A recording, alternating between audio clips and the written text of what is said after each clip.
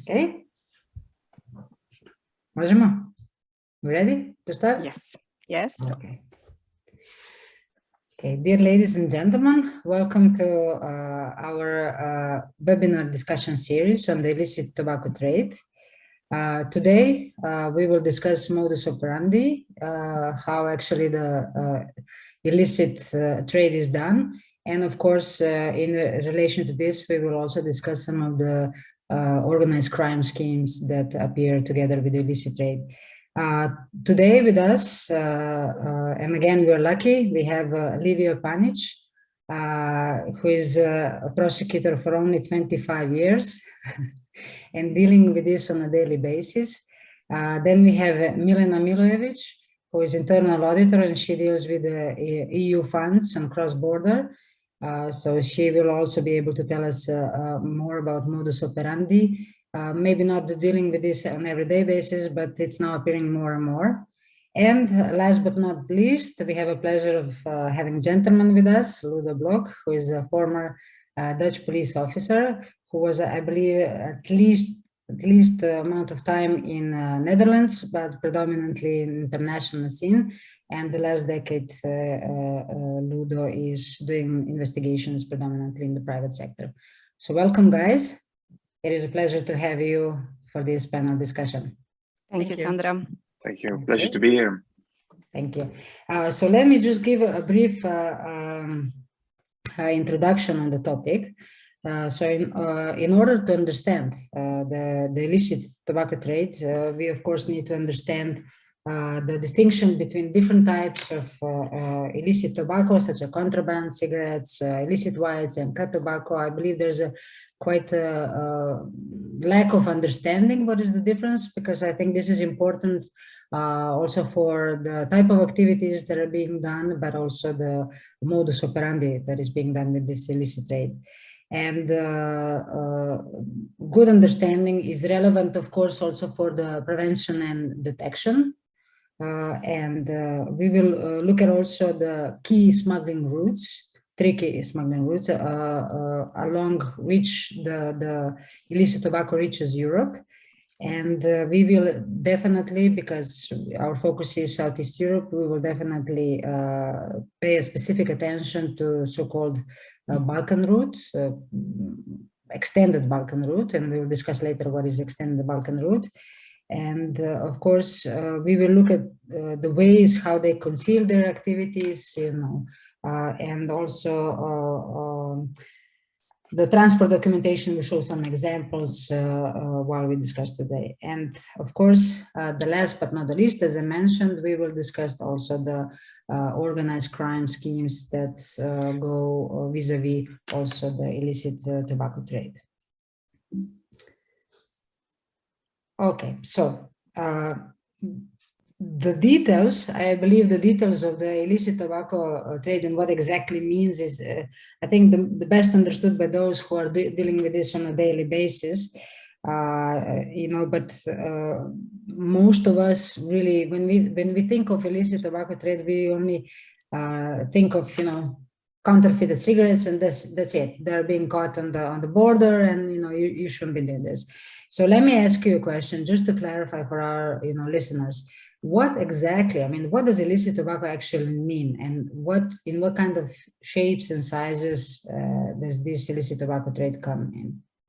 So please, any three of you, this is, as I said, try to keep it as informal discussion as possible. You just jump in. I'm not going to call out on your names. Just please, whoever feels the most comfortable in answering. Thank you, Sandra. I think I will start if you allow me. So basically, if we try to find the definition of what is illicit tobacco means, there are all kinds of definitions, but I found the very short one, which I think is the best describing the meaning of illicit tobacco. So it means that illicit tobacco is any tobacco on which legally required duties and taxes are not being paid.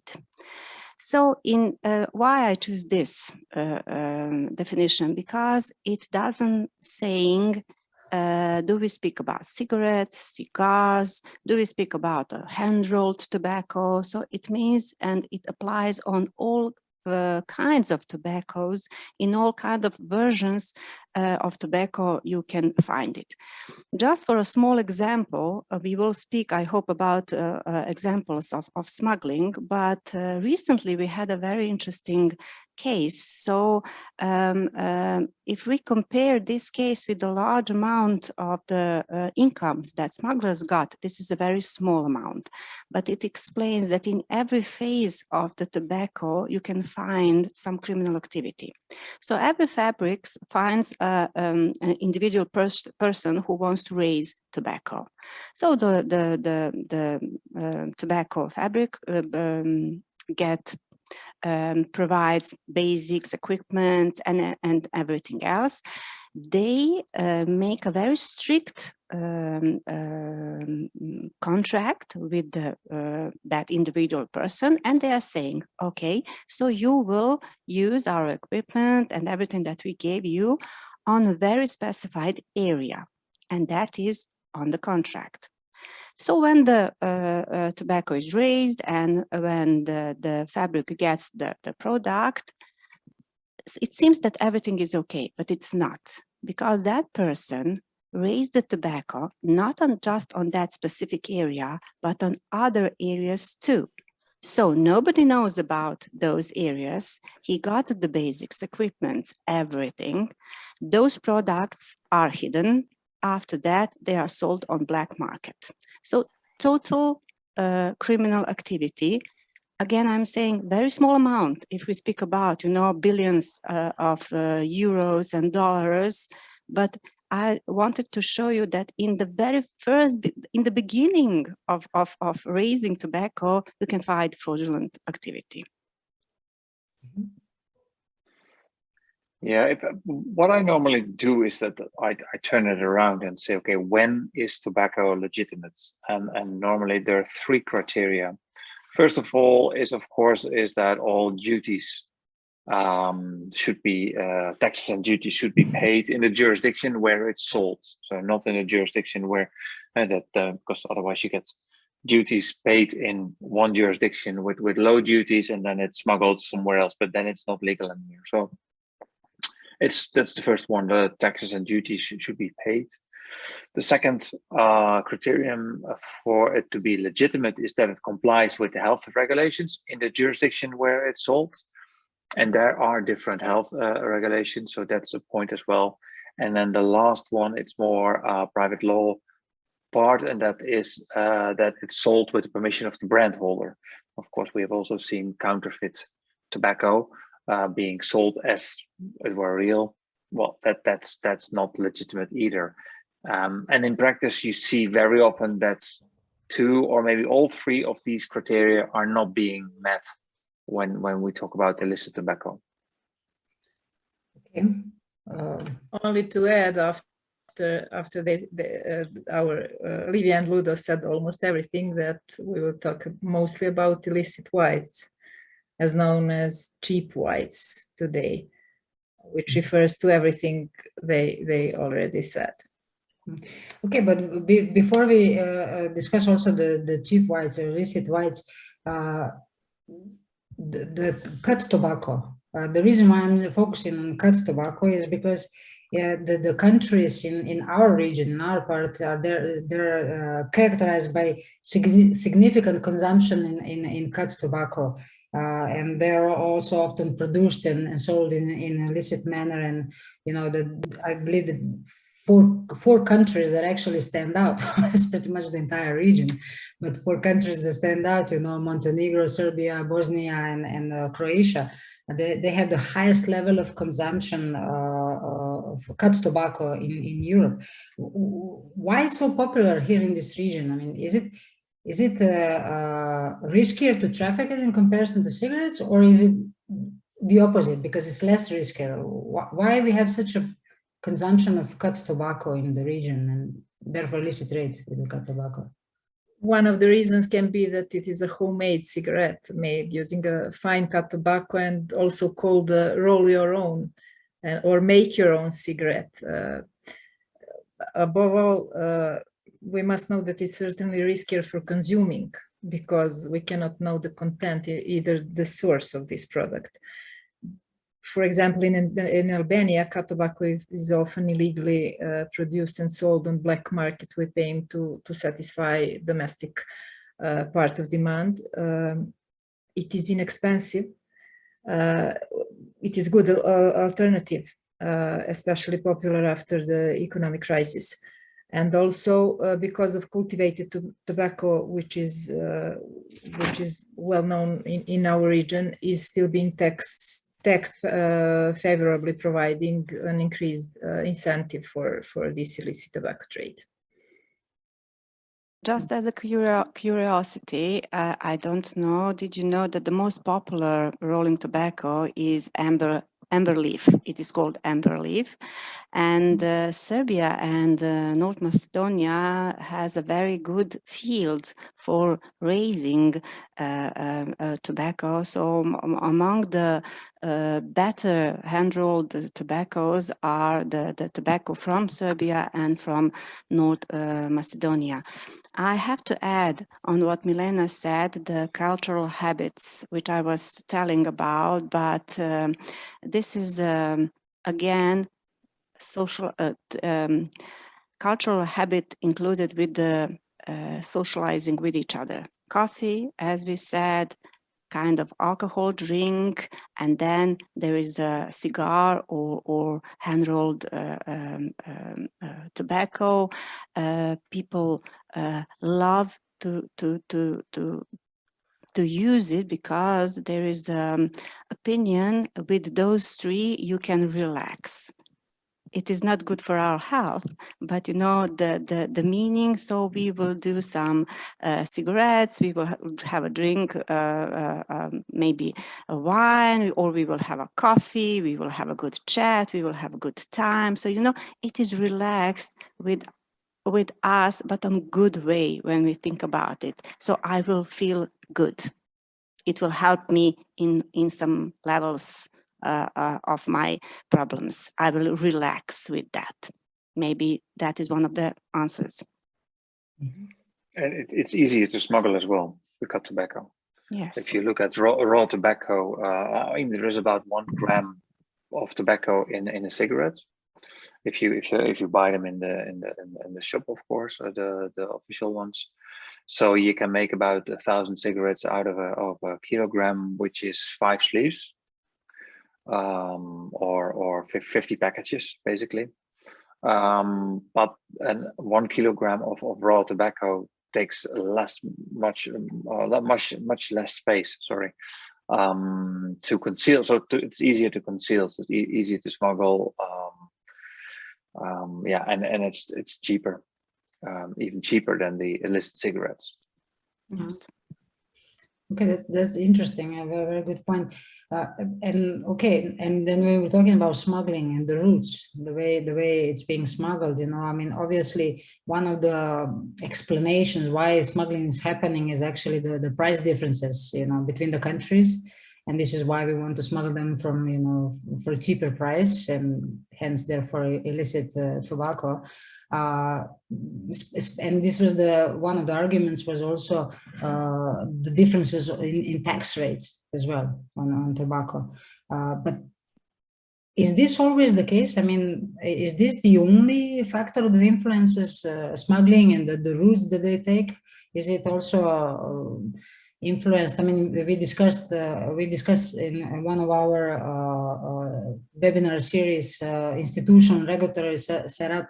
But is it also the lack of control or on external borders, or also lack of control of illicit white production, and maybe the exploitation, therefore, of the transit procedures? What else makes it impacts the trafficking routes? I believe you have to distinguish two things. First of all, we have origin and destination. So origin and destination there, to my understanding, it's basically always price differences that will drive the smuggling between those 2 points. But the exact route it's going to take, that could be completely different, and that may depend on all kinds of factors. That may depend on organizational structures of organized crime, which are already in place. If they have someone in a certain port that helps them circumvent customs controls, and then probably they will route their shipments through that port instead of another port. If at some borders the control is lax, or if some borders are just not controllable, I think, but Livia probably knows better. If you look at the border between Hungary and Serbia, it's just impossible to completely seal it off. So depending on all those kind of elements, you will see different routes. Okay, so how does it look like, illicit tobacco trafficking? Well, if you allowed me, here we have, I think we can say 3 kinds of illicit. Do we speak about routes? I'm sorry. So we have okay. So we have 2 very important routes in Europe. First one is very important one. That is the northeastern route, and the other one is the Balkan route. Now they call it extended Balkan route, and very interesting that there are lots of differences between those 2 routes, and not just because of the countries which are origin or the countries of destinations, but about the types of and the ways of smuggling. When we speak about the northern eastern route, now we speak about the countries of origin are usually non-EU countries from the east of the Europe. Mostly they are countries which were somehow in the Soviet federations. So that is the country of origin. And then the country of destinations are the countries in EU. But if we speak about the cheap whites, that's very interesting. It goes to the eastern part of the EU countries. If we speak about the classical smuggling cigarettes, so then we speak about the western parts of the EUs. Why? Probably there is a logical explanation, maybe the habits, maybe some, again, cultural, maybe the population. So lots of probably explanation why it is. When we speak about the classical Balkan route, it starts from the Turkey. Turkey is very important for the Balkan route. Then it goes through the Balkan Peninsula. I'm sorry, I'm not sure what is the It's correct, peninsula. Peninsula, thank you, peninsula. So it goes up, and then there are countries. So we have the Greek, we have the Bulgaria, we have the Montenegro, we have the Macedonia, Northern Macedonia, Serbia, and then it goes to Croatia and to Hungary. So that is basically the route, and it goes to the central European EU countries. And these are 2 routes geographically, if we look, are quite logical. You know, why Serbia, why Montenegro? As Ludo said, Montenegro has large ports, very important for smuggling. Then Turkey has also ports. Then countries as Latvia or Estonia also has the sea approach for goods to enter in the Europe through the sea. So every of these destinations have the logical explanation. Why are they included in those routes? We'll come back more to routes. I mean, I have some slides that I'd like to share with you, and maybe we can just, also visually see what are the origins and destination countries that, just go through it and see which predominant types of illicit tobacco. But one question that pops up quite often when it comes to scale. Yes. What do we mean when we talk about large scale trafficking or bootlegging? What is meant by this?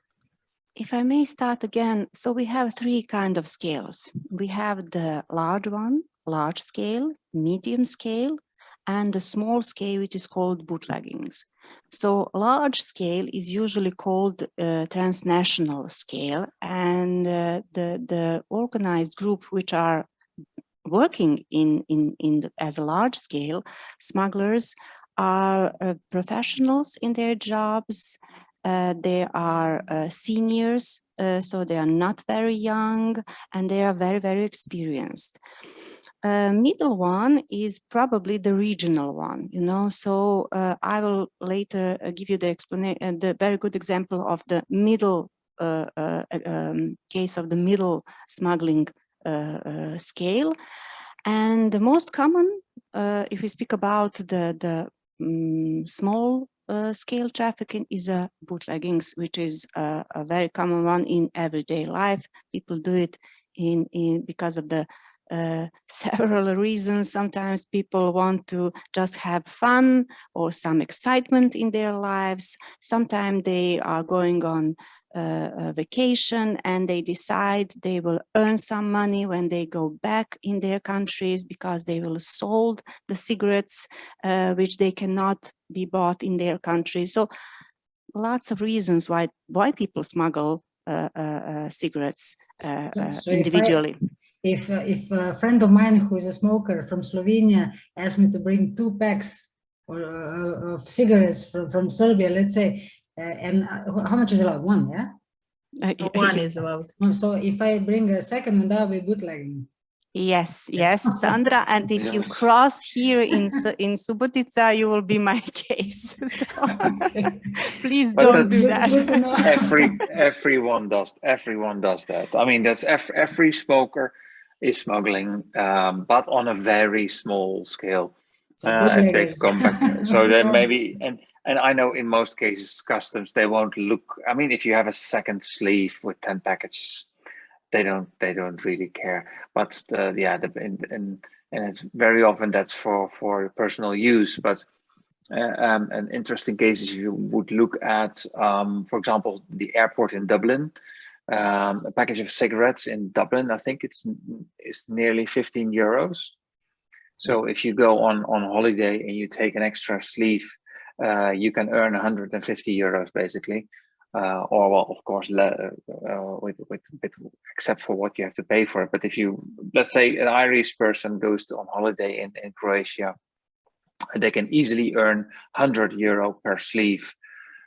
So if you take a few of those sleeves, you already have paid back your holiday. Now, if you look at how much they seize in Dublin airport of everyday citizens that are not, who in essence, they're not criminals, but I mean, the price difference is so big that it's especially if you are a smoker, it's so easy to fall for that. Yeah, I was now thinking while you were explaining of Irish, smokers. Imagine Irish people, going to Emirates and the price difference between the whiskey and everything. Yeah, we consider this already as a large scale. Yeah, they would probably smuggle whiskey in the other direction. So that's why you have to make a distinction between, okay, are we talking about point of origin and point of destination? And well, what exact route is then being taken? And I like the explanation of Livia very, very well on the different general routes that you see, and these all have historical and logistical explanations. Good. And going with that thought, the countries of origin and countries of destination, and then the routes and logistics connected with it. So now here let's start a little bit commenting on the northeastern route. Just to give you some statistics, there's this route accounts for 25% of the illicit cigarettes smoked in EU. I mean, that's not small percentage. And could you comment a little bit more on this route? I mean, what are the origins? I mean, the origin countries and the destinations, of course, EU, but I guess we can see also from the picture which ones are the ones. How does the flow of cigarettes is going? Well, you can see on the picture, so the picture is very good. So every of these countries which I was talking about, so the eastern countries which are not in EU, are they are geographically fantastically located. So they have a sea, large ports. They have, of course, the airports, and they are connected somehow from some point of their country with some EU country. So it is a very good geographical position. And as you can see, the route goes to the Western Europe. So it says us, or it says to me as a lawyer a lot. So we can see on this picture where are the rules are strict, where are the rules are obeyed, where we have very strong border and where we have the weak border. So the picture says a lot about the smuggling routes and about where we have the strong policies, strong rules, and where are the rules are not so strong as they should be. Mm-hmm. Yes, and the statistics show actually that, you know, when you look at the origin, I mean, it's Belarus and Ukraine, you know, and out of this, you know, I looked at statistic and it says the 50% of illicit whites goes to Eastern Europe, and then you have 50% goes to, of contraband cigarettes. They go predominantly to Western European market. That is something that I was telling you about. That is very interesting. You know, all these cigarettes are basically illicit tobacco trade, but for me was very interesting why they are dividing. So why the cheap whites goes on east and contraband goes on west. Contraband cigarettes are basically original cigarettes and maybe more expensive. Maybe that's the explanation. So maybe they go to maybe richer countries of EU, and the cheap ones goes to the countries in EU which has not so big national incomes. Maybe that's the explanation. Mm-hmm. And what about? I think. Yeah, please, Lola. I think that that there are some organizations that do these research, and they just look in trash and see what type of cigarettes they can, empty packages they can find, and see whether they're illicit or not, and if illicit, what type. And indeed, in Western Europe, there's very little illicit whites. People just probably do want to smoke the brand that they know, and not some kind of, well, you know, this, I think it's the Jin Ling that you showed earlier, Sandra. Mm-hmm. This is a classic example of an illicit white, which is absolutely unknown in Western Europe. Mm-hmm. And what's also striking for me is when I look at, you know, the key entry points, and actually like a transit hub is, which is very good for prevention and maybe strengthening the capacities here. It's, you know, Slovakia and Poland, you know, that's quite interesting. You know, you would expect different routes, but I mean, not routes, the entry points, but it's interesting. That's a good for law enforcement to know, you know. Yes, there are key entry points, and the main EU destination countries: Germany, United Kingdom, France, Scandinavia, and Italy. It is interesting to know that about 1 of 4 illicit cigarettes consumed in Europe is tracked along this route, northeastern route. Statistics tell us all. Also the map. That's interesting that we mentioned, you know, where the destination countries, you know, when we talk about demand and supply side, and we say in order to, you know, decrease the illicit tobacco trade, you know, we need to work as much as possible, you know, on the supply side, but also on the demand side. I mean, I would think, you know, because, you know, and now going back to, you know, campaigns for, you know, smoking is bad and everything. And you know, the number of people smoking, let's say in Germany, or, you know, is definitely less than well, let's say, I mean, Serbia or Croatia, you know. But then they're the main, you know, destination countries. Well, what does this tell us? You cannot avoid the history. Of this? Let's think about number. Sorry, Livia. Number of people from Turkey lives in Germany. Okay. Okay. And we have on our border this crowds during the summer.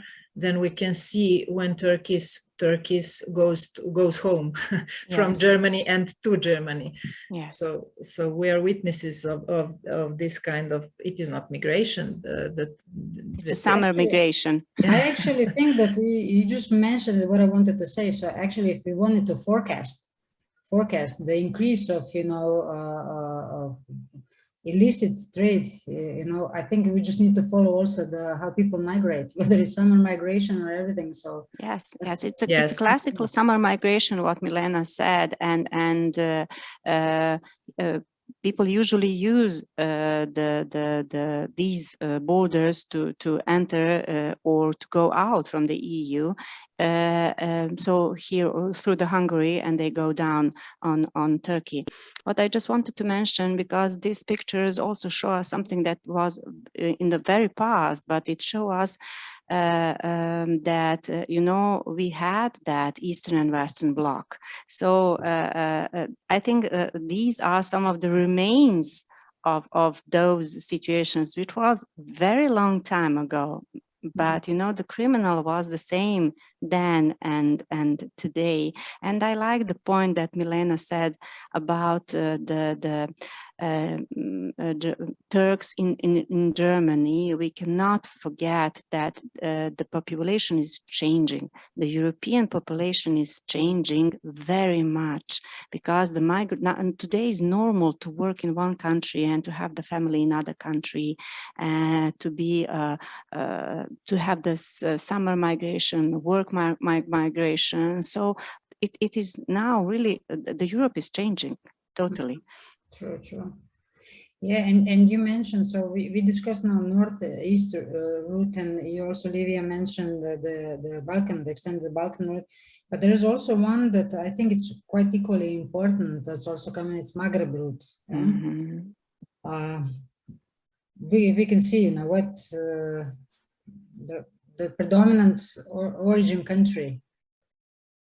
Ludo, Yes. you keep looking at it. But this is the, sorry. I'm trying to remember. I think that much of the origin is actually from the Middle East, and it's smuggled through North Africa. And then because of, well, let's say, especially Libya, controls are weak, we can say. So that has been a major pivot point in the smuggling over the past years. But the origin of these cigarettes is more to the Middle East, like the United Arab Emirates, where they have all these free trade zones where actually control is absolutely absent on any economic activity, including cigarette production. Yeah, and you're right. And again, don't forget that in France you have lots of people who are coming, especially from these countries, from Morocco, from Libya, so from Tunisians. So lots of them are now for decades live there. So they are parts of the society, and they are very included in everyday life, but they are still very connected with their families in their origin countries.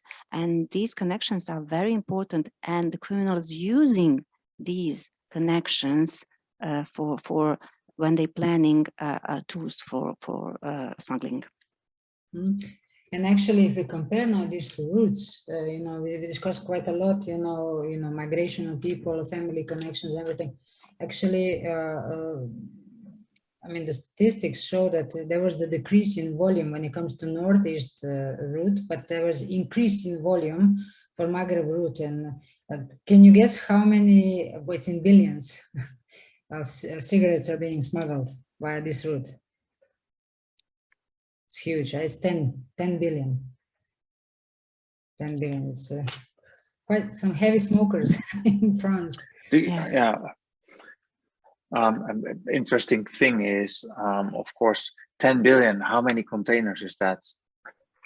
Do we know? And then that's something we have in the training as well. And I think that's important because many people don't just, also those in law enforcement, don't actually realize what are the metrics, how many cigarettes are there in a container, for example. And if you don't, I believe you should know that if you really want to be involved in the detection, if you want to be effective in your detection, you have to understand what are we talking about. 10 million. Sandra, do you know that? No, but I have it somewhere in my mind, billion. I don't know how many trucks this would be or containers on the ship. I don't know. But this is one of the points that I wanted that we touch upon later on during discussion, because Okay. you're absolutely right. You know, understanding metrics and how much you can pack, and actually put some photos on the slides so we can, you know, also visualize what this means. Yeah. But it's as you said, very important point. Yeah. Okay, and let's go to the our let's say our route, the extended Balkan. Interesting. I was trying to look at this and try to understand a better picture, but you guys are dealing with this more than me. So what can we say about Balkan routes? Well, does it differ than the other ones? Well, you can see, yes, it is a little bit different. You can see how the activity is shown in the south part of the Balkan Peninsula, and the activity goes in very small lines when it goes up, because the controls are more strict and the borders are more strict. But it shows what I was talking about. So Turkey, look at the map. So the Turkey is first of all a big country. Then the Turkey is the country which has a fantastic approach to the sea and lots of ports. Turkey is a country in which smoking is a cultural habit, and Turkey is a country in which illegal market of the cigarette is pretty big. And then it goes up. It has to go through the Balkan Peninsula. So it has to go through the Greece in some part, but basically through the Northern Macedonia, through the Montenegro, which is a very important port because of the Italy. So Montenegro is important because of the connections and closeness of the Italy, which is a very important EU country.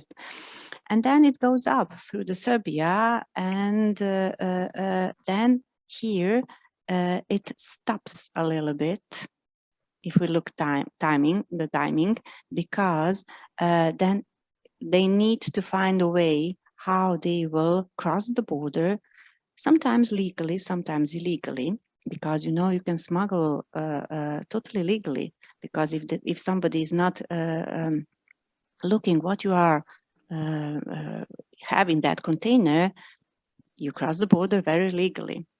So and then it goes up, and then you can see the lines are thinner and thinner because the controls are better and better. Mm-hmm. Yeah, it's and also when we compare statistics with you know, Maghreb route, you know, here's came across actually that it was 29 billion of illicit cigarettes actually coming this route. And what strikes me is the most is the, you know, Bulgaria is very strong in producing it. I mean, Bulgaria is EU country, you know, okay, United Arab Emirates and, you know, other countries like Iran, Iraq, you know, they're also producing illicit ones. But Bulgaria, I mean, you know, when you think of the institutional regulatory setup that should be in compliance with the EU standards, that's what's the question behind this? Is it the lack of will or bad implementation? The question behind this is one company, which is called Bulgar Tabak, which was a former state company, and I believe still the exact ownership is not completely clear. there's a number of, if you're going to look in the media, there's a number of articles on this company and basically their evasion of all kind of government control. So that's the key issue in Bulgaria. And I believe that even Turkey has complained in relation to the cigarettes produced in Bulgaria coming into Turkey. Well, the Turkish customs had some complaints about that, but at the same time we see lots of cigarettes coming out of Turkey. So it's perhaps it's the pot calling the kettle black.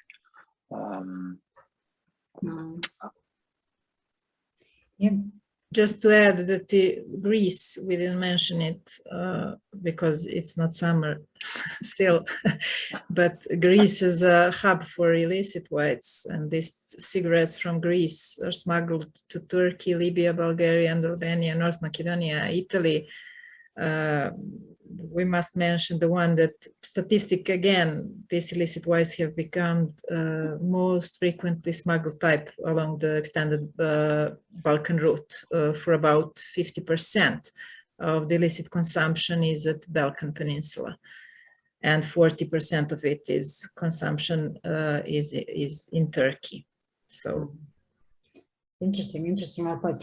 The last point that I wanted to touch upon when it comes to the illicit tobacco routes is actually what are the drivers for smuggling. Of course, you know, we discussed the differences, you know, in the tax rates, and less likely we will see, you know, coming this illicit trade from the high tax countries to low tax countries. You know, it's most likely, I mean, it happens that it's from the low tax countries to high tax. But is this the only reason? Is this what are the other drivers? I mean, okay, you mentioned through the discussion also this connection. You mentioned Livia and the importance of family connections, and you know, because then it's easier to be organized and everything. But when we're talking we have about clear answer to this?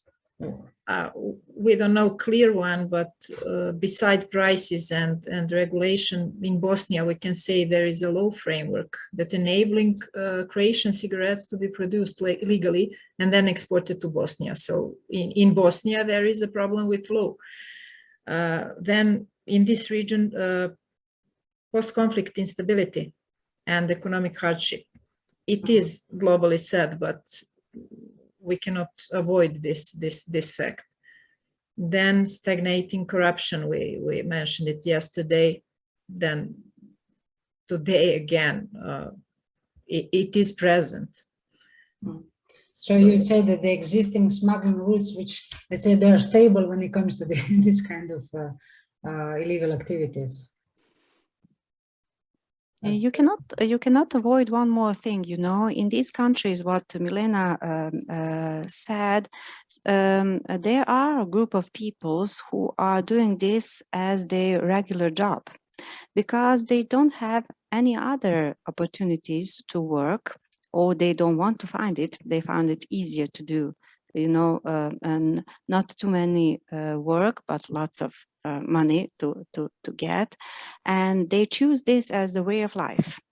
If they don't have an opportunity to work in another areas, so this is also sometimes important. Particularly if we speak about bootlegging, and if we speak about the medium scale smuggling. So these are people who are working regionally or just from one country to another country, and they are doing it as their job, as their regular job. And it's relatively low risk. Yes, because I mean, law enforcement attention is more on drugs and terrorism, and is less on cigarette smuggling. And generally, you also see that the penalties for cigarette smuggling are much lower than penalties for drug smuggling. Yeah, you're right. Okay, And of course, you can if you tell on the family holiday, if you where a lot of people smoke, and you say, "Oh, I've got some cheap cigarettes for you. Everyone likes you." But if you come with heroin and cocaine, they probably look very weird to you. So that's also, it's more socially acceptable. Especially with the new vanilla cup flavor. Yeah. I like that one. Yeah, okay. So now going in relation to vanilla cup flavor, you know, and how actually the illicit tobacco is concealed, you know, in order to be smuggled, you know. We discussed the types of illicit tobacco and also the routes. But now let's go to the topic that I believe Ludo loves the most, you know, because he tried to calculate mathematics in seconds when it comes to concealment methods. You know, in order to be able to understand how they do this, we actually need to know how this is usually packed, you know, and the weights and the volumes that you can actually put. So Ludo, the floor is yours, please. The floor is mine. No, yeah. Give us some metrics. I put some slide, but please do it. The metrics are already there. But if you go back to this amount of the 10 billion cigarettes smuggled through the Maghreb route, basically, and you can see it here on the slide, the smallest unit we have is a cigarette, and there's 20 cigarettes in a package, and packages are usually jointly packed in what's called a sleeve with 10 packs, or it's a car. Sometimes it's called a carton or a sleeve, and then they together are again sold as a master case, and then you got 500 packs, so that means 10,000 cigarettes. This means that you need 1,000 master cases to have 10 million cigarettes, and that is more or less one large shipping container, 40 feet container. Wow. So if you want to smuggle 10 billion cigarettes into Europe from via the Maghreb route, we are talking about 1,000 containers full of cigarettes. And imagine then the Balkan route when we said 29 billion. Yeah, in the end, that would be then well, what do we say? 3,000 containers of illicit cigarettes somewhere in traveling around every year through the Balkan route.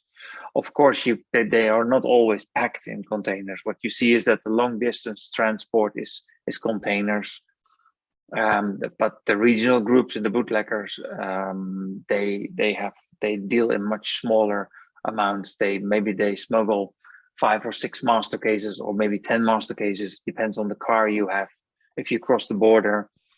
But that's, I believe it's good for law enforcement, especially those that are dealing with this on a daily basis. Well, they maybe already know it, but those that are trying to that are new to the job, I think these dimensions and weight, etc., it's good to know this by heart.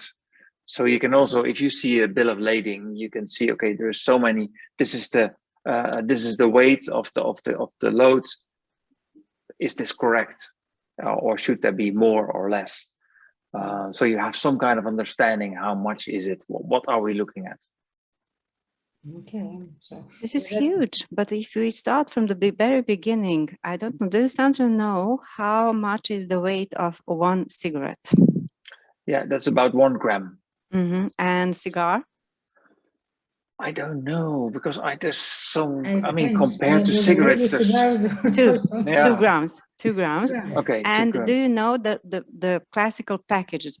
So empty package for 20 tobacco. How much is the weight of that?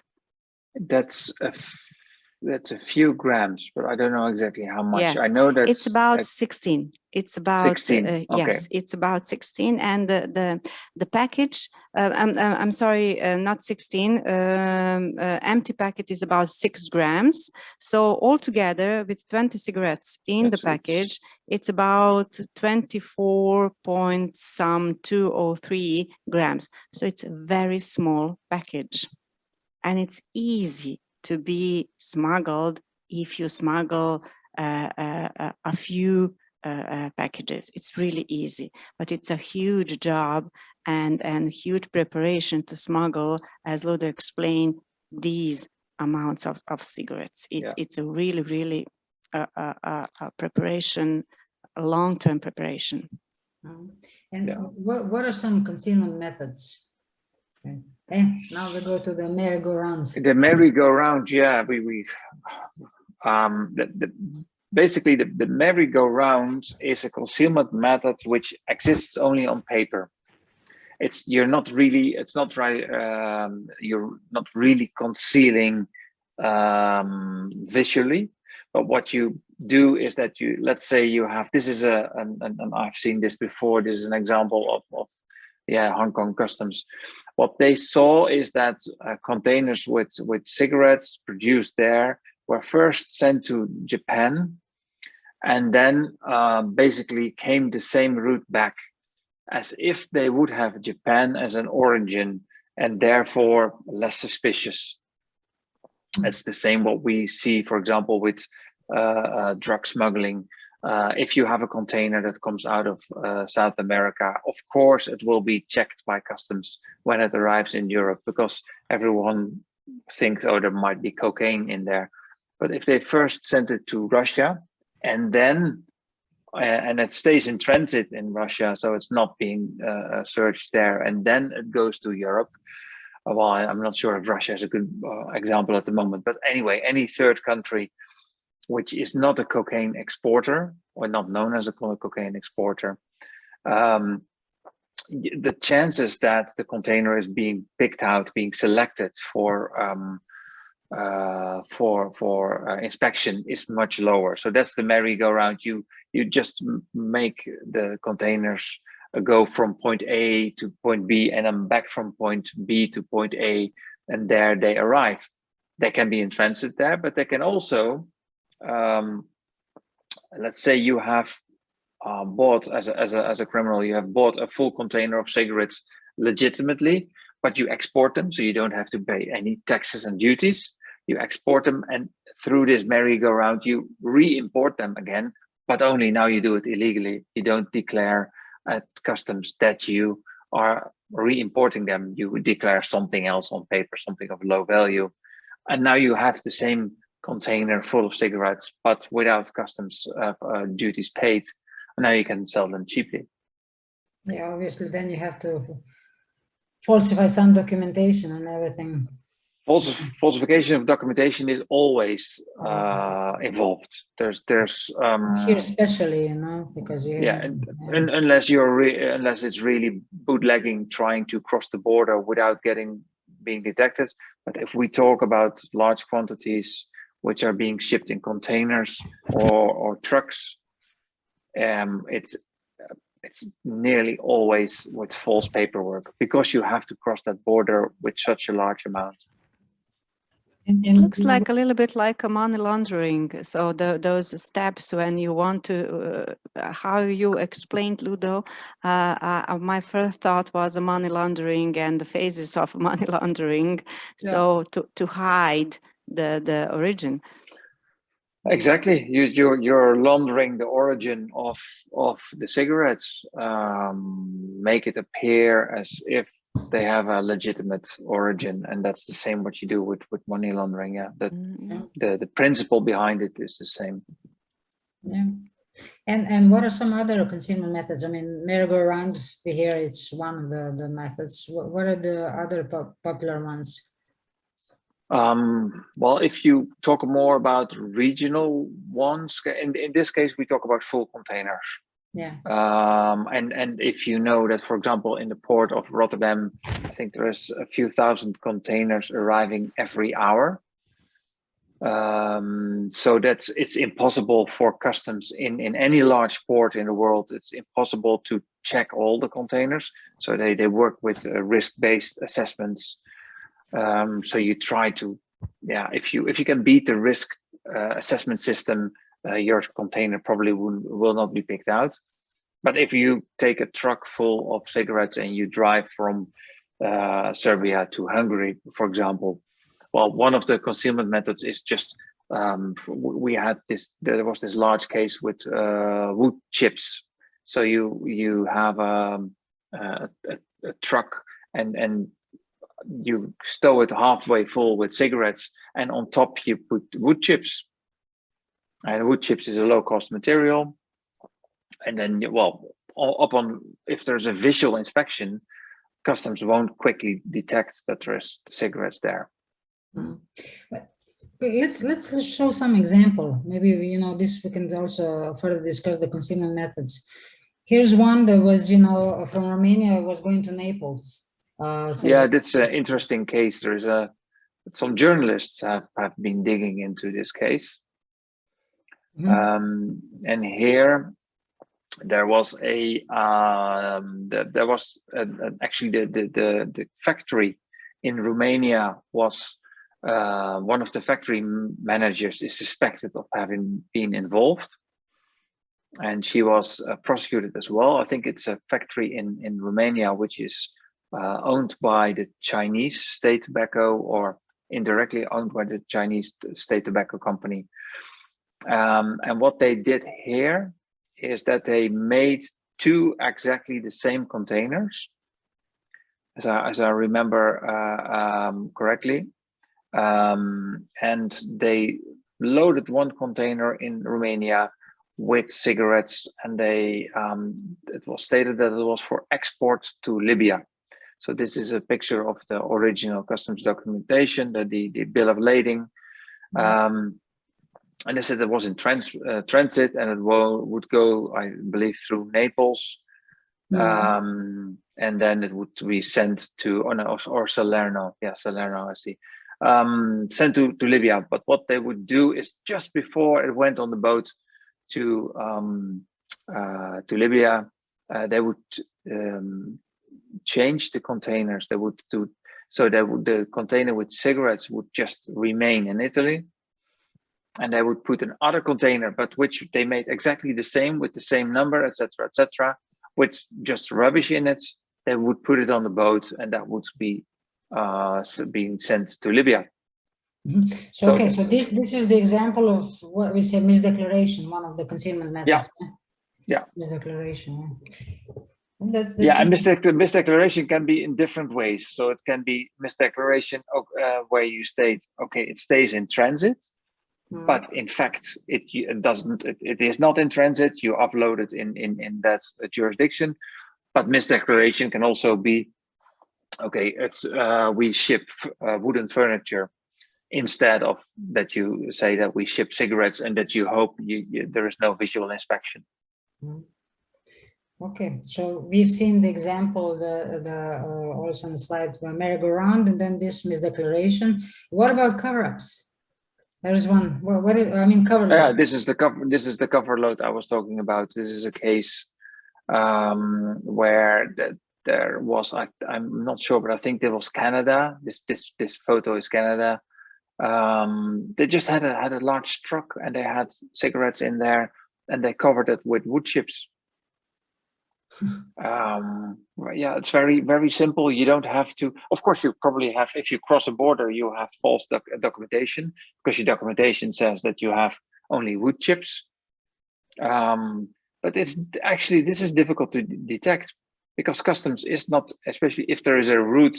For example, nowadays you have these bioenergy plants where they burn all this wood chips to generate heat and electricity.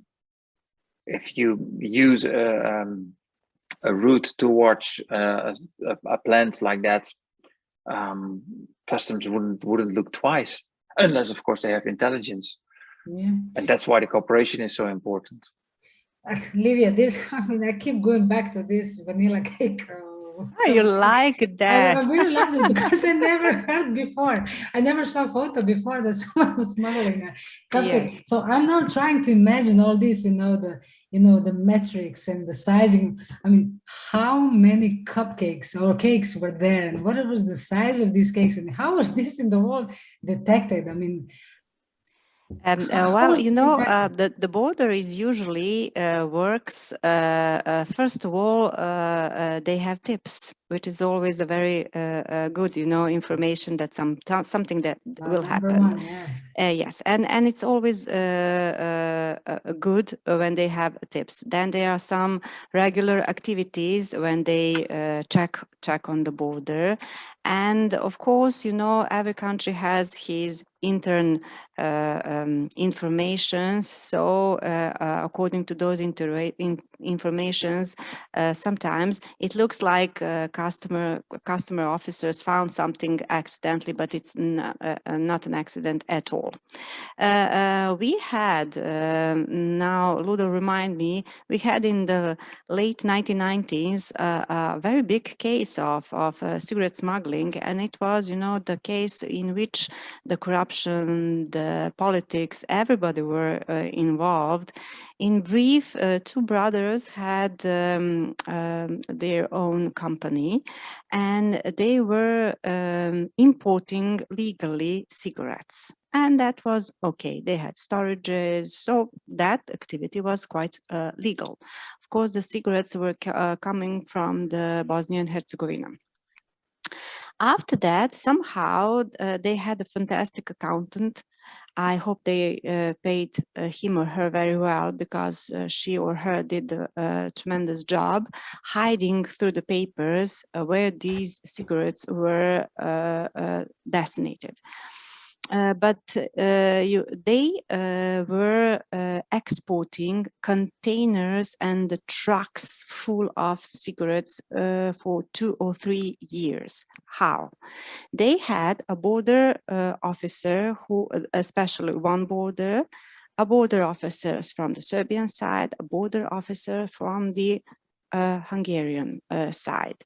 And then they had a very very high police officer who gave them information where will be the police controls, where to go with the trucks to avoid controls. So, you know, the whole smuggling job was planned perfectly.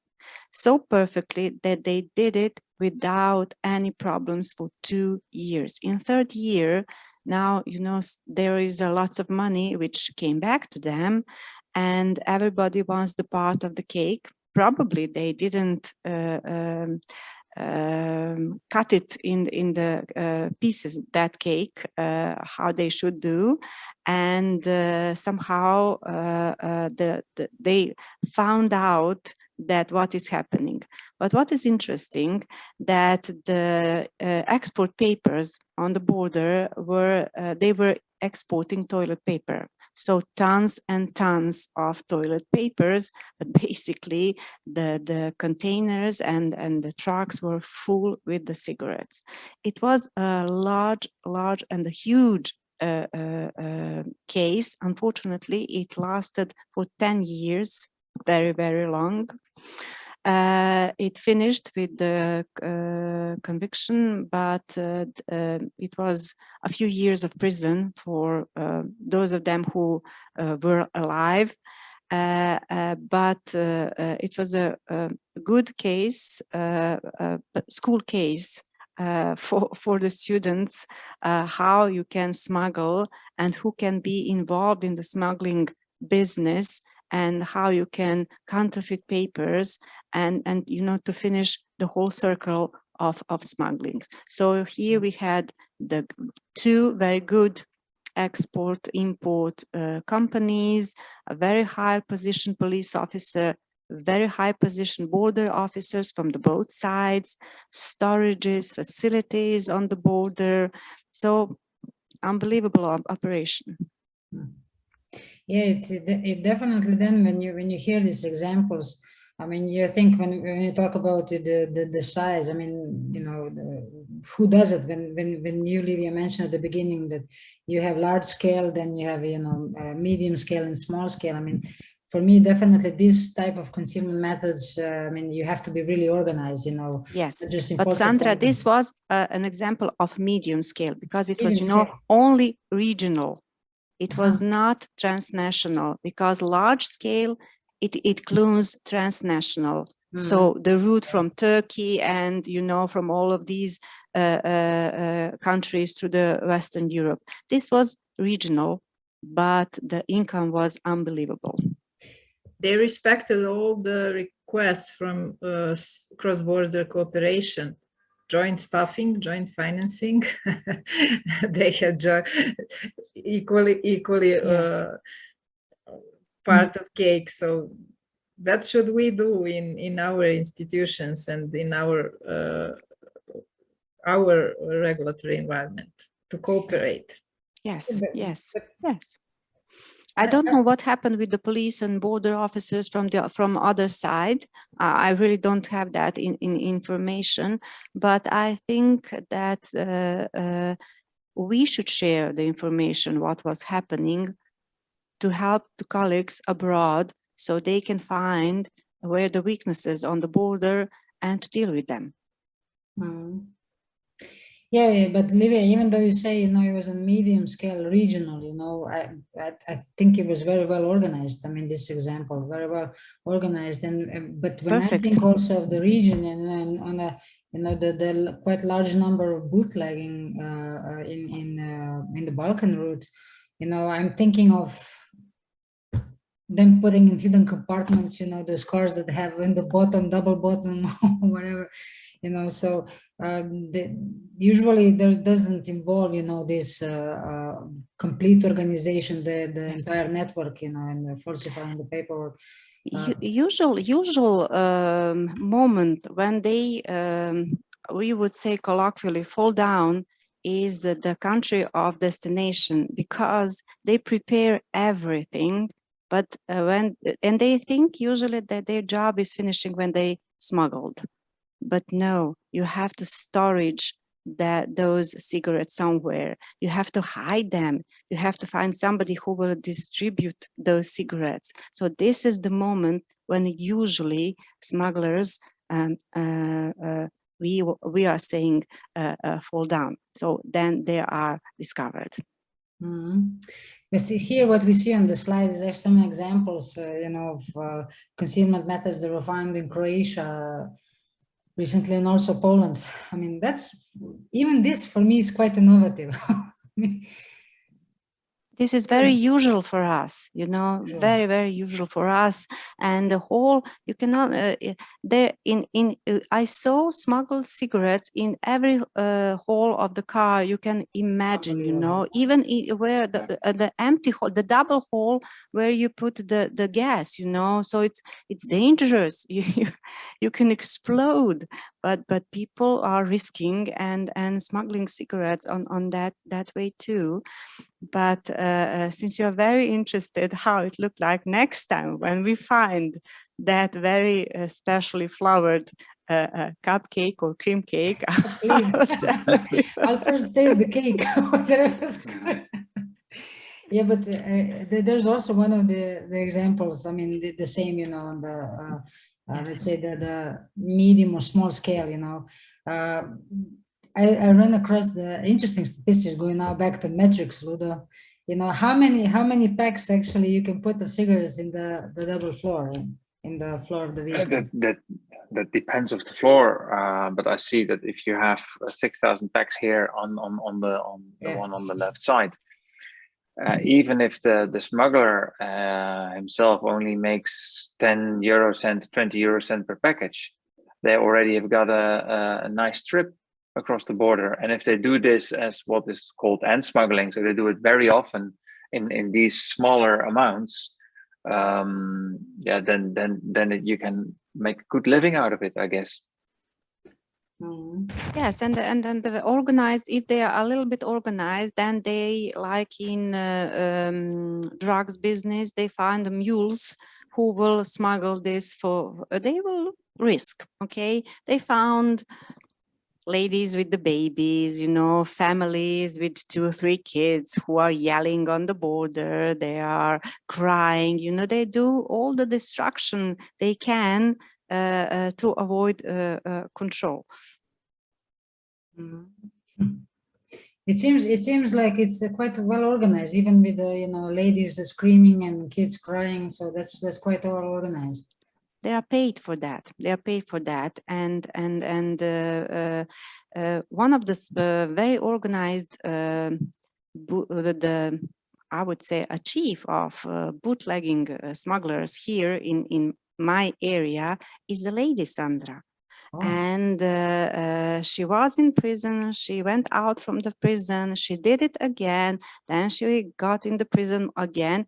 And then she organized the whole family to continue until she was in the prison. So she is very, very persistent in her activities. And we are very persistent in our activities. Now, when she saw me, she is almost familiar to me. So, hi, how are you? So, we see each other lots. You know what they say, even though she was in prison, a good management is 50% of work done. So yeah, which is good, then it's good. But let's keep this thought with organized crime. Let's say I wanted to do this. So in order to catch the criminals, we need to think as criminals. So what would your suggestion be? So that we wanted to earn some money, and we decided to smuggle cigarettes, where would we start smuggling them in our region? To whom would we sell on the other side? I mean, well, Sandra, first of all, you wouldn't be accepted probably, because in these organizations, very well educated persons can be only the persons who are advising them. Okay, so you can be the external partner of this organization and not the soldier in this organization. Basically, it is not totally connected with your question, but I have to tell you something. When we speak about organized crime, I became very passionate. And when I speak with my students, because I'm helping them on the subject which is called organized crime, I ask them, and I'm asking you, three of you, do you like, let's say, The Godfather? Do you like the Once a Time in America, or maybe Sopranos? Do you like them? It's yeah, some good quotes from the movies. Ludo? yeah. Of course, it's Okay. it's good. It's good entertainment. Yes. Okay. And I know where you're going with this. Yes. So yeah. Yes, but my students don't know. And what about you, Milena? Yes, I do like. I call my middle daughter Mikey.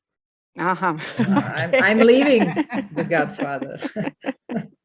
I'm like Dalton mother. When I started the explanation how the organized crime and the pyramid of organized crime look like, I start usually with this question. And I do also like the Sopranos. I do like The Godfather, especially the first part of The Godfather. But basically what I don't like is that Hollywood approach to these criminal activities, criminal organization, because they make them very romantic heroes, family, they have family, they have also their loves and struggles, and somehow we forget that they are very brutal criminals who are doing very brutal crimes. And that is something that I really having trouble with. And I always used to say to my students, I liked Mario Puzo, so the writer of The Godfather, but he had a very interesting sentence. When he was explaining about his books, I will paraphrase his sentence. So the mob, or the mafia, is the business like any other business. Only in this business, there is a little shooting. So organized crime is a big problem. It's a really big problem, and it has, first of all, Sandra, what is the most important distinguish? Organized crime has no political goals. Maybe if they are so big as in Latin America, they love to be involved in government, but basically their only goal is the money and how to earn money. The organization is very hierarchical, very strict. It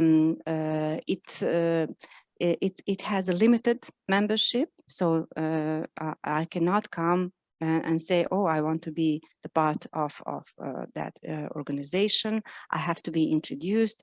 Before I'm introduced, I'm checked my background, my family, and then they will try to find some weaknesses in my family. So do I have a problem with the drugs, or my kids having problem with that, or somebody is having a gambling problem? They will use our weaknesses and to use us in their organization. They have their areas where they work on, and they have the willingness to use very brutal violence to get their goals.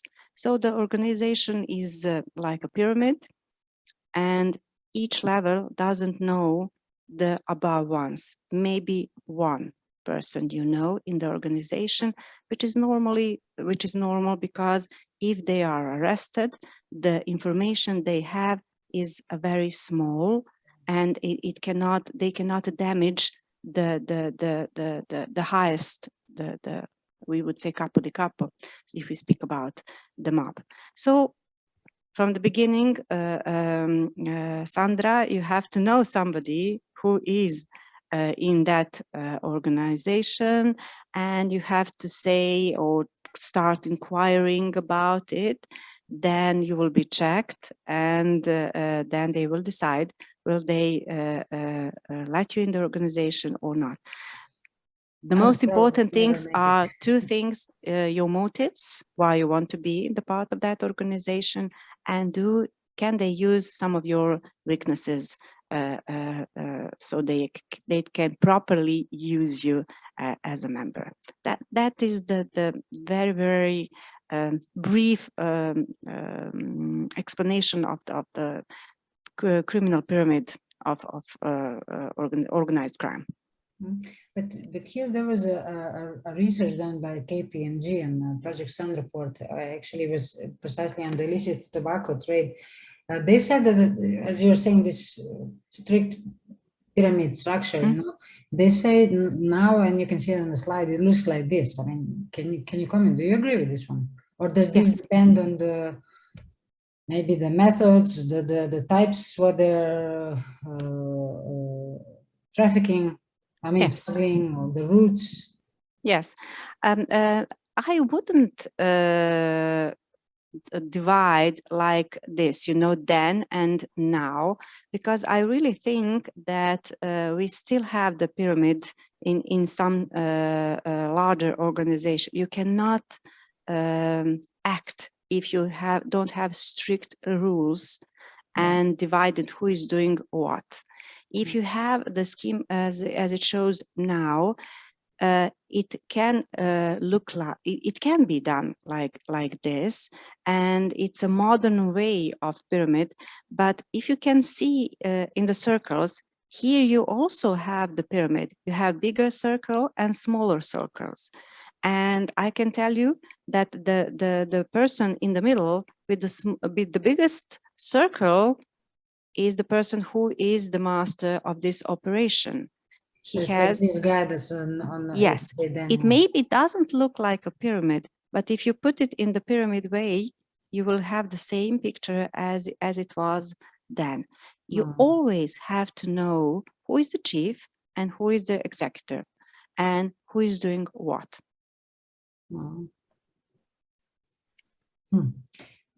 Well, I mean, we see that this business is not new. This has been going on. How successful, I mean, do you guys know, was Europol in this?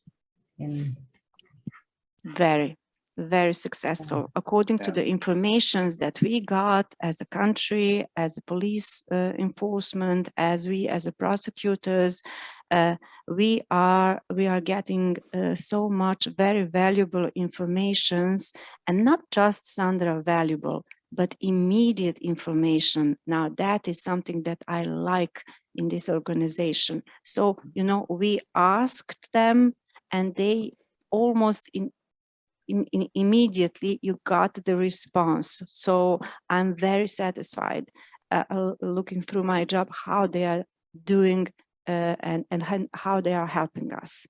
That's great. That's great to hear. Yeah, Europol has come a long way. of course, when they were established halfway the 90s, they met a lot of resistance in Europe, in the different police forces, because people were afraid they were going to take over the work, etc. But they have played it very smart, and they have always been focused, well, especially the last 10 years, I should say, they have really been focused on trying to add value and to be an information hub and to really collaborate and make collaboration between different countries possible. And they have different types of, as they're called, analytical work files, and cigarette smuggling is one of those. And there they collect all this information together, and then if you have all the information, you can do your analysis. Then you can, for example, understand how these networks work, and you can provide real-time intelligence. Because otherwise you won't. I mean, all these cars with cigarettes concealed, well, maybe you will find one or two, but to dismantle a whole organization, you really need intelligence. Yeah, that's true. I agree with you. I'm sorry.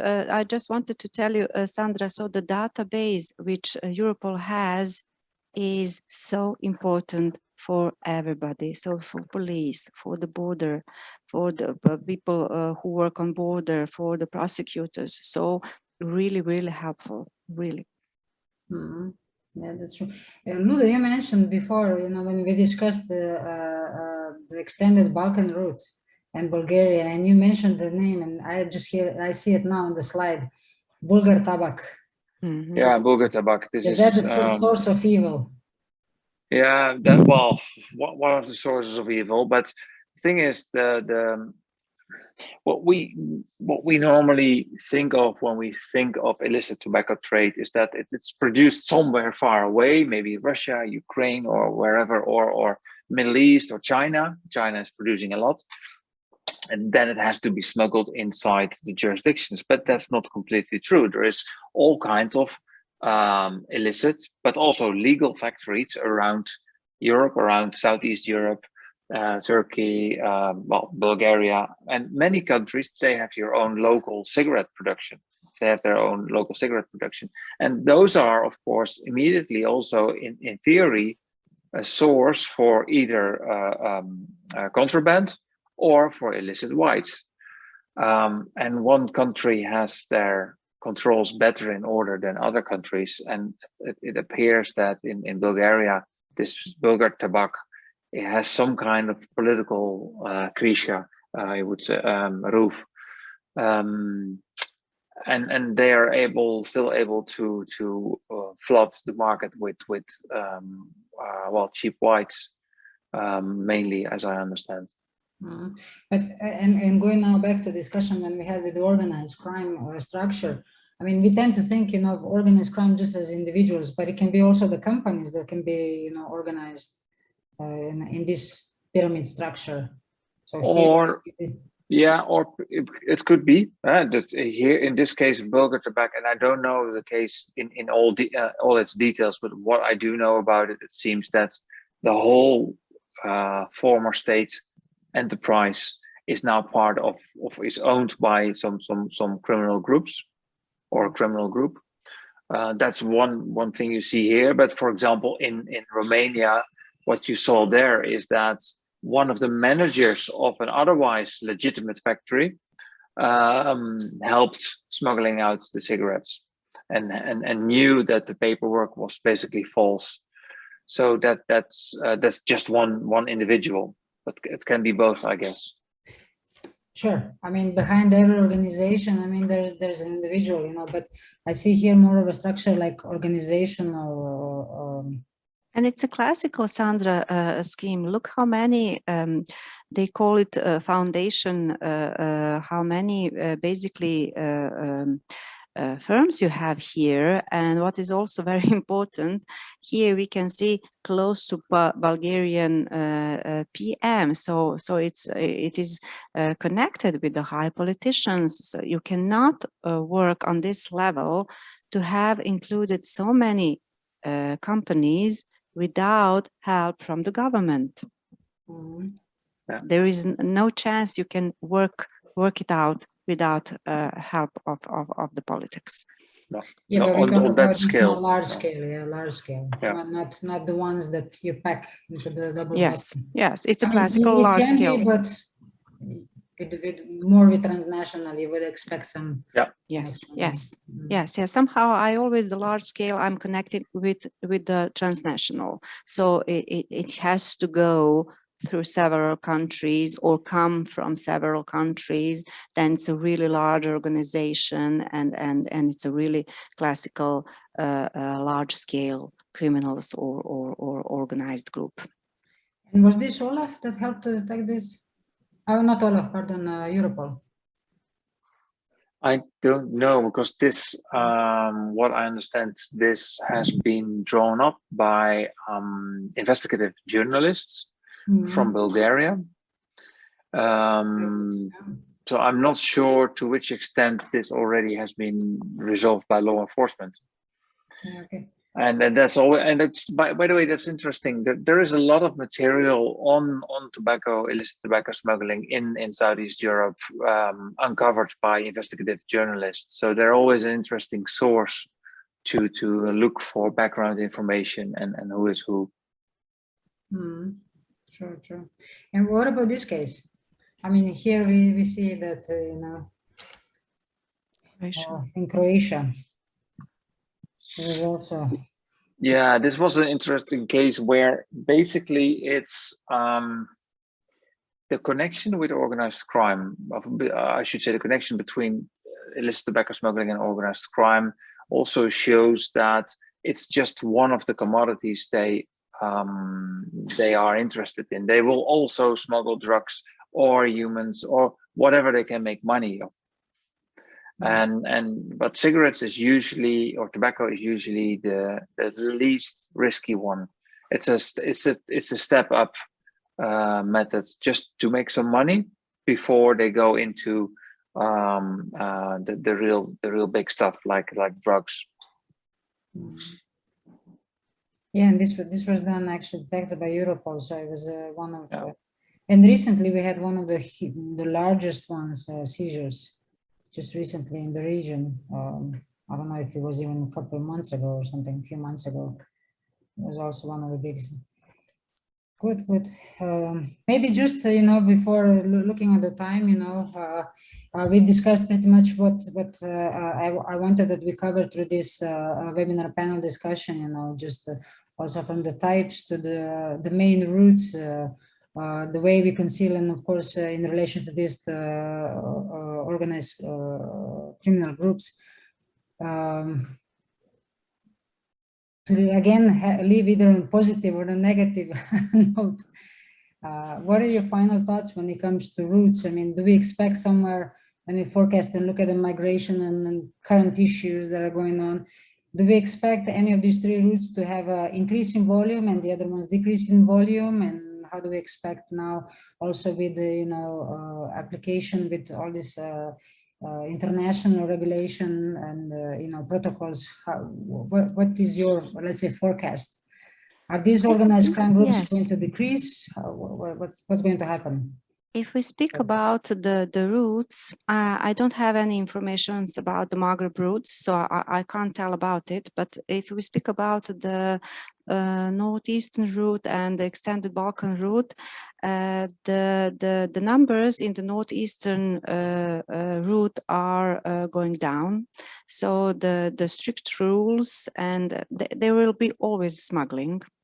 So I'm not that optimistic to say that it will not happen. But if we obey the rules, if we implement all the policies that we should, then it will be as in the northeastern route. So the smuggling numbers are going down. If we speak about the Balkan rules, I'm not sure it will happen. It will happen, but not yet. Not yet. Too many works to be done in other fields so that countries can focus on these problems. So I think it will remain as it is, with always a small steps going up and making strict rules and maybe incorporate knowledges which people from which agencies and governments on the northern routes did, so we can use those know-how informations. So that is my opinion about it. Organized crime is also, I'm an optimistic, but I always have to say organized crime was, it is, and it will be. It is it is connected with the human desires to get money, to better live without many work. So it will always happen. It is only the question how it will happen and in which scale it will happen. I think after 5 years, we can, maybe somebody is doing that now. I liked the Milena's point about the migration. I never thought about it, but it's really, really true. Now I was thinking through our panel about that information. So we really have the migration of the people, and habits are changing. So the criminal is a very alive thing. So the criminal will change as people habits are changing. So we have to be prepared, modern, and think, I will say again, proactively, and try to be, you know, on the same level as the criminals. Milena, because you were very proactive also with migration and thinking modern, do you expect digital route to appear?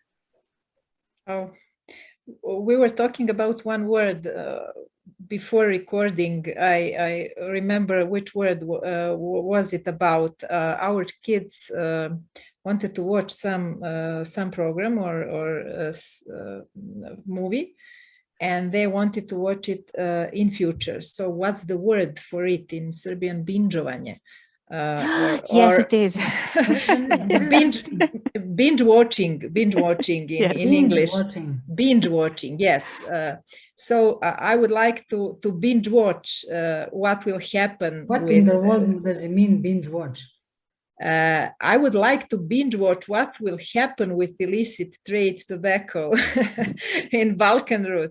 So to see in the future. To see in the future what will happen. Yes, that's the word in context of our speech. Yes, we need to be progressive, but I would like for us to be one step forward, one step up.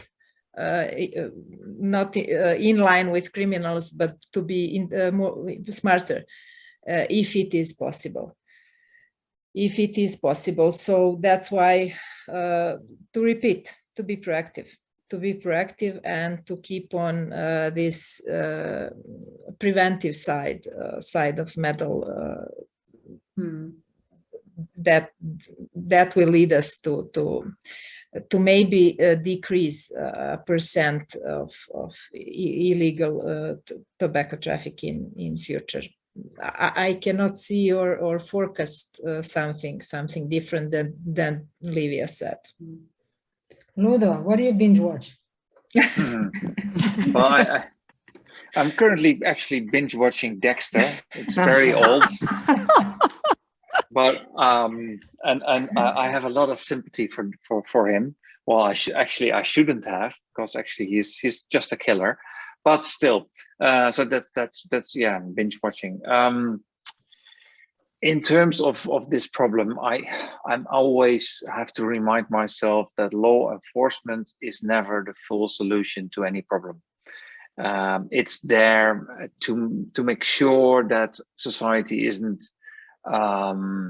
disproportionately affected by things, so that criminals are not going to rule a country.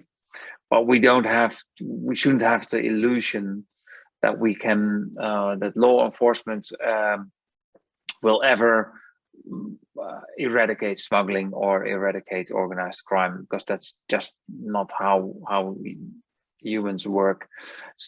I'm still optimistic, but I'm mostly optimistic because of what we discussed previously in the other webinar, where if you look at prevention side, and if you look at that, if we have in societies where eventually economy is going better, there's more attention for health prevention, health education.